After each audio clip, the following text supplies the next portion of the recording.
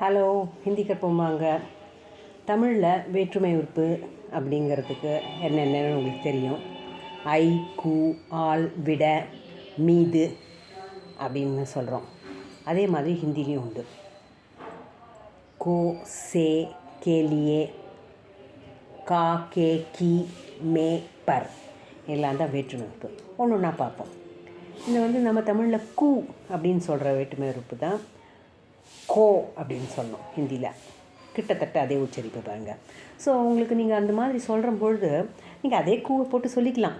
அப்புறமா அதை திருத்திக்கலாம், கோவாக திருத்திக்கலாம். எப்படின்னாக்க, ராமனுக்கு ஒரு பென்சில் வேண்டும். இதை நீங்களாகவே இதை மொழிபெயர்க்கலாம் பாருங்கள். ஹிந்தியில் ஈஸியாக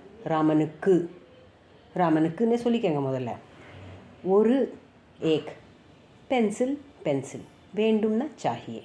ராமனுக்கு ஏக் பென்சில் சாஹியே. ராமனுக்கு ஏக் பென்சில் சாஹியேவா? இது என்னது தமிழ் மாதிரி இருக்கே. ஹிந்தி சொல்லி கொடுக்க தமிழ் பேசுகிறாங்கன்னா அந்த குங்கிற இடத்துல கோங்கணும். ராமன் கோ ஏக் பென்சில் சாஹியே. ராமன் கோ ஏக் சாய் சாஹியே. ராமனுக்கு ஒரு டீ தேவை. பாய்.